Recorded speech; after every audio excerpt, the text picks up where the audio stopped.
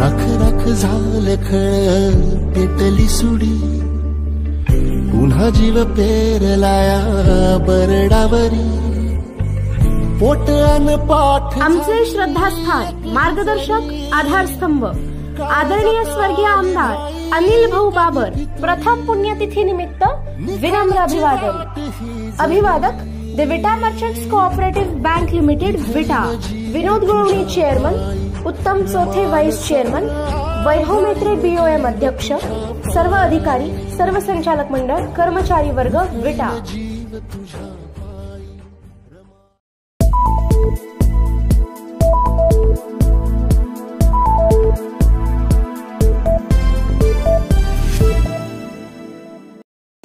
आता जसं आता आपण बघताय की गेल्या काही दिवसांपासून आमचा या गोष्टीवर भर वाढलेला आहे। आम्ही सर्व कॉलेज आणि शाळेच्या मुख्याध्यापक आणि प्राचार्यांची एक बैठक सांगलीला आयोजित केली होती आणि जिल्ह्यातून वेगवेगळ्या ठिकाणाहून अशा पद्धतीनं काही प्रकार असल्याचं आम्हाला गोपनीय माहिती मिळत होती। त्या दृष्टीनं आम्ही सर्व आमचे गोपनीय बातमीदार, गुप्त बातमीदार ही नेमलेली होती आणि विटा MIDC मध्ये अशा काही संशयास्पद हालचाली असल्याची माहिती आम्हाला मिळाली। त्यानुसार काल आम्ही त्या ठिकाणी सापळा रचला आणि जसं मी आत्ता नुकतंच बोललो की व्हाईट कलरच्या एका 4 व्हीलरमधून आम्हाला त्या युनिटमधून काही संशयित व्यक्ती हे काही संशयित वस्तू घेऊन जाण्याचं माहिती मिळाली। गाडी आम्ही जेव्हा पकडली त्या गाडीमधून या गोष्टी आम्हाला मिळाल्या आणि त्या युनिटमध्ये जेव्हा आम्ही छापा टाकला तर पूर्ण त्या ठिकाणी मॅन्युफॅक्चरिंग युनिट असल्याचं, तो कारखाना असल्याचं आम्हाला दिसून आलं। या ठिकाणी MD एक सिंथेटिक ड्रग बनते असं दिसतंय।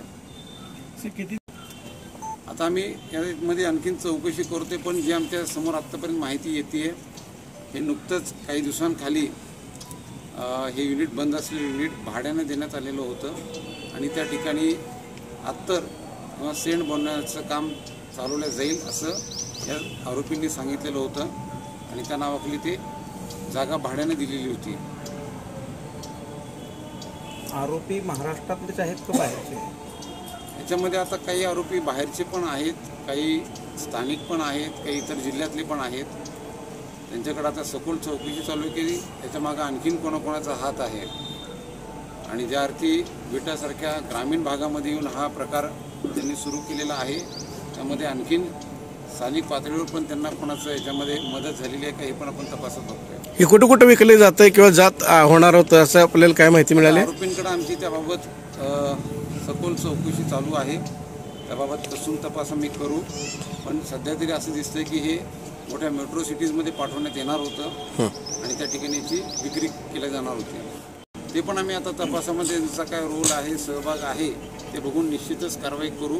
त्याचबरोबर MIDC जर ही जागा त्यांना दिलेली होती तो प्लॉट, तर त्याबाबत MIDCला पण आम्ही त्यांच्यावर कारवाई करण्याचं पत्र देणार आहोत। प्रांतीय कामगारांची संख्या वाढायला लागली आणि हे जे बहुतांश जे नेटवर्क आपल्याला आढळून येते गांजाचं असेल किंवा इंजेक्शन्सचं असेल तर ते परप्रांतीय कामगारांच्या थ्रू चालवलं जातं असं साधारणपणे चित्र आहे। तर हे परप्रांतीय कामगार येत असताना त्यांच्यावरती काही बंधनं किंवा त्यांचं कुठंतरी नोंदणी असणं गरजेचं आहे किंवा ते आणले जातात ज्या माध्यमातून त्याला काहीतरी आपण रूल्स अँड रेग्युलेशन्स असणं। सध्या तरी आपल्याकडं सांगली जिल्हा पोलीस दलाने जी कारवाई केली आहे त्याच्यामध्ये आपण लोकल कनेक्शन जे बघतोय, एक व्यक्ती आहे स्थानिकच आहे, याच्यापूर्वी त्याचं गुन्हेगारी पार्श्वभूमी असल्याचं मी तुम्हाला सांगितलेलं आहे, पण बाकी जे आपण कामगारांबाबत बोलताय तसं सध्या तपासात दिसलेलं नाही आहे आणि इतरही जे गुन्हे जिल्ह्यामध्ये गेल्या वर्षभरात दाखल आहेत त्याच्यामध्ये जे आपण गोष्ट म्हणते त्याप्रमाणे आम्हाला काही दिसून आलेलं नाही आहे। डिटेलमध्ये ज्या वस्तू आम्ही जप्त केलेल्या आहेत साधारणतः 14.5 किलो वजनाचं MD हे केमिकल सिंथेटिक ड्रग जप्त करण्यात आलेला आहे। त्याचबरोबर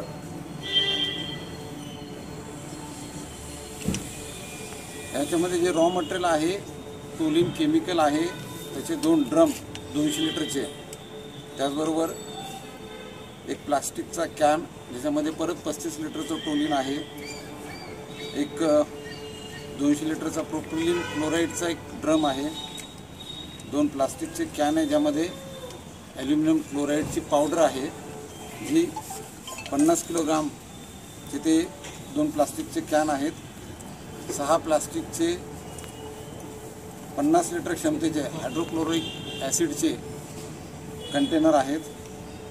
त्याचबरोबर 13 लोखंडी पत्र्याचे क्लोरोफॉर्म असलेले 25 लिटरचे डबे आहेत. आणि त्याचबरोबर लिक्विड ब्रोमाइनचा लाकडी बॉक्स, ज्यामध्ये 6 काचेच्या बाटल्या आणि प्रत्येक बाटलीचं साधारणतः 2.5 किलो वजन. त्यानंतर मोनोमिथिल अमाइन हे केमिकल 200 लिटर क्षमतेचे 2 ड्रम.